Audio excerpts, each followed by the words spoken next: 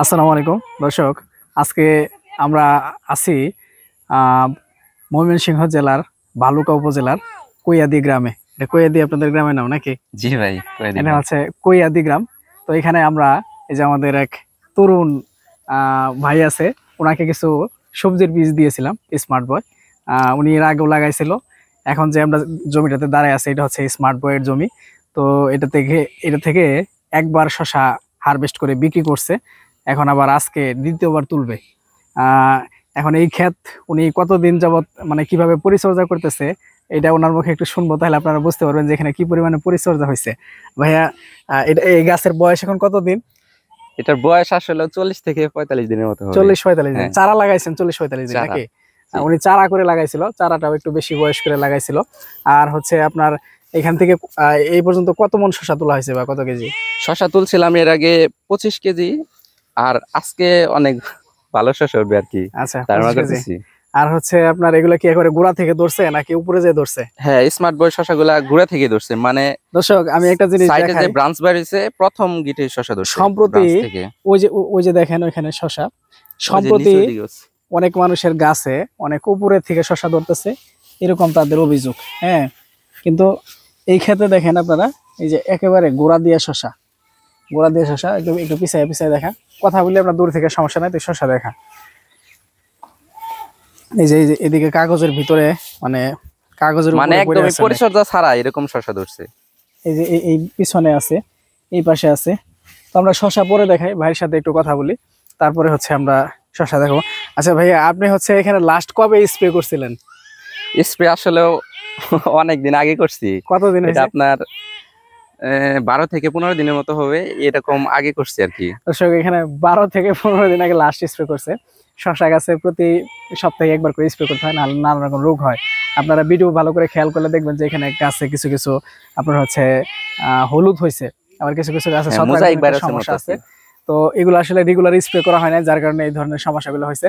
তো আমরা এখানে এসে যে বিষয়টা দেখলাম, যে এই গাছের গোড়া থেকে আগা পর্যন্ত প্রত্যেকটা গিটে গিটে হচ্ছে জালি। হ্যাঁ ভাই, একটা গাছ একটু ভালো করে দেখায় দে, যে গিটে গিটে যে জালি ধরছে গোড়া থেকে আগা পর্যন্ত। এই যে পাশে বড় গাছ আছে, এই যে এইদিকে এইগুলা দেখায় দে। তো প্রত্যেকটা গিটে গিটে হচ্ছে জালি। আপনার অবস্থা ভালো। স্মার্ট বয় শশা চাষ করে এখন পর্যন্ত লস খাইছে বা ভালো প্রোডাকশন হয় নাই এমন আমি শুধুমাত্র একটা জায়গায় শুনছি, সেটা হচ্ছে আমাদের দিনাজপুরে একজন শিক্ষক আছেন। উনি এই যে হচ্ছেন গাছটা ধরেন ভাই। কলেজের শিক্ষক। তো উনি সম্প্রতি লাগাইয়া উনি বলতেছে যে ওনার গাছে খুব একটা ধরে নাই। তাছাড়া আমরা লাস্ট জানুয়ারি মাস থেকে শুরু করে এই পর্যন্ত যত মানুষকে স্মার্ট বয় শসার বীজ দিছি, মানে কেউ এখনো বলে নাই যে ভাই ভালো হয় নাই। হয়তোবা আহ, লাভ কম পাইতে পারে বাজার দর কম পাওয়ার কারণে, কিন্তু ফলন সব জায়গায় ভালো হয়েছে। হ্যাঁ, এই জন্য আমরা এই শসাটা আপনাদেরকে সাজেস্ট করি। স্মার্ট বয় ছাড়াও আমাদের কাছে প্রায় 20 জাতের শসার বীজ আছে, বিভিন্ন কোম্পানির বিভিন্ন জাতের। তো আপনারা হচ্ছে সেগুলাও চাষ করতে পারেন।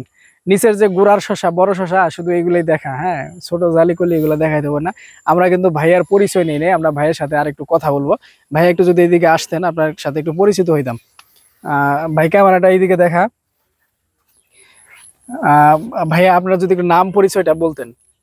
আমি মোহাম্মদ ফজলুল হক, আমাদের বাসা হচ্ছে ভালুকা থানার কয়েদি গ্রামে। আপনি হচ্ছে কি এমনি এই কৃষি কি এটা বাবার জমি পড়িয়া থাকে এই জন্য শখ করিয়া করা, নাকি হচ্ছে আপনার মানে মূলত পেশা কি, মানে কি করেন? মানে পেশা আমি আসলেও ডিপ্লোমা ইঞ্জিনিয়ার, মানে সবজিগুলা করি আসলে শখ করেই। মানে বাড়িতে আছি সেই জন্য, বাবাও এগুলো আগে করতো, বাবার দেখা দেখি মানে নিজেও এখন মানে এগুলা করতে ভালোই লাগে। আচ্ছা, মানে বিষয় হচ্ছে যে আমরা আসলে আমাদের রক্তে কৃষি। হ্যাঁ, আমাদের বাপ দাদা চাচা দেখা তো বংশ পরম্পরায় কেউ না কেউ কৃষক ছিল। তাছাড়া আমরা যারা গ্রামে বাস করি, আমাদের বাড়ির আশেপাশে যখন অনেক জমি পড়ে থাকে, সবজি তো সবারই খাইতে হয়। সবজি তো আর ওগুলা মানে আসমান থেকে পড়ে না, আপনার কেউ না কেউ খেতে উৎপাদন করে। বাজারে যে সমস্ত সবজি থাকে দেখা যায় যে ওগুলা বিষ দিয়ে পরের দিনই বা একদিন দুই দিন পরেই বাজারে নিয়ে আসে, বিষাক্ত থাকে, অস্বাস্থ্যকর থাকে। তার থেকে নিজে চাষবাস করে খাওয়া, নিজে ফলানো, এটা অনেক বেশি বুদ্ধিমানের কাজ। ভাইয়া হচ্ছে diploma engineer, glass and ceramics owner subject ছিল। ওনার পড়ালেখা সবেমাত্র শেষ হয়েছে। এখন টুকিটাকি বাড়িতে যতক্ষণ সময় পায় নিজের প্রফেশনাল লাইফের পাশাপাশি এগুলা হচ্ছে একটু একটু করে। তাও এখানে উনি খুব বেশি সময় দেয় না, পরিচর্যা করে না, বললো যে 15 দিন আগে নাকি হ্যাঁ, অনেক স্প্রে করছিল। আগে স্প্রে এগুলা ছাড়া ওনার কিছু বরবটি ক্ষেত আছে, তারপরে হচ্ছে আপনার লাউ আছে, দন্দল আছে, সম্ভব হলে ওগুলো আমরা দেখাবো। ওই যে নিচে দেখো কত সুন্দর শশা, ওগুলো একটু দেখায় দে। এই যে নিচে দুটো শশা আছে অনেক সুন্দর চমৎকার। এর পিছনে আছে। হ্যাঁ, এগুলো হচ্ছে দর্শক স্মার্ট বয় জাতের, হ্যাঁ স্মার্ট বয় জাতের শশা। এই যে আমাদের একটা নতুন ক্যামেরাম্যান আছে, এত ঝাঁকাঝাঁকি করলে ভিডিও সুন্দর হবে না, হ্যাঁ আস্তে আস্তে নাড়াচাড়া করতে হবে। তো দর্শক আপনারা শশাগুলা দেখেন। আর হচ্ছে এখন এখন ভাই শশার বাজার কত করে পাইতেছেন?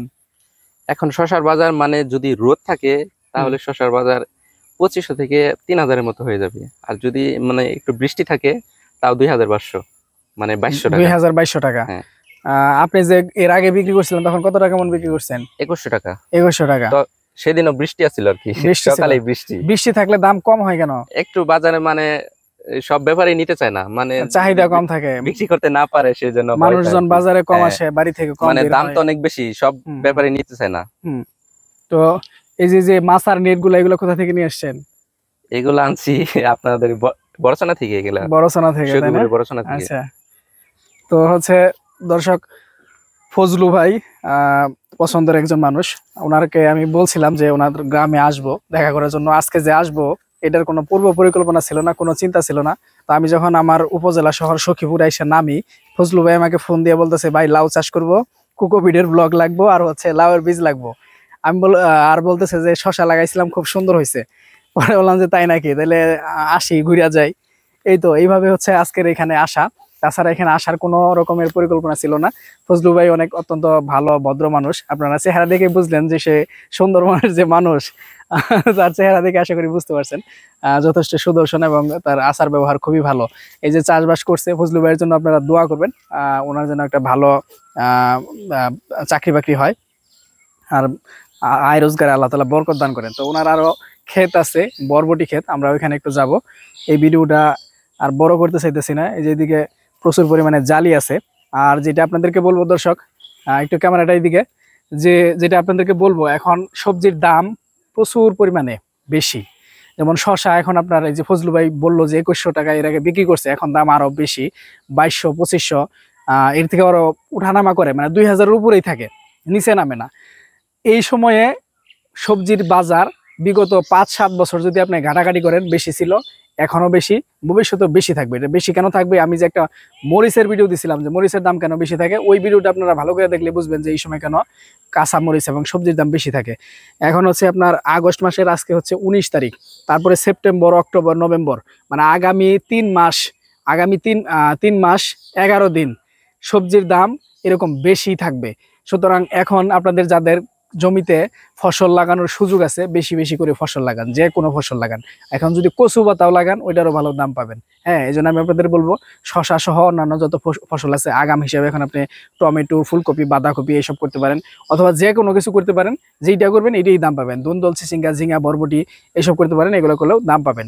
তো আপনাদের যদি কারো আপনার হচ্ছে ফসলের বীজ, তারপর হচ্ছে আপনার এই কৃষি সরঞ্জাম যেগুলো আছে, কোকোপিট, সিডলিং ট্রে, মাছার নেট, এগুলো আপনারা আমাদের এমএ এগ্রো যে প্রতিষ্ঠান আছে, আমাদের প্রতিষ্ঠান থেকে নিতে পারবেন। এটা হচ্ছে আপনার ভালুকা উপজেলার কৈয়াদি গ্রাম।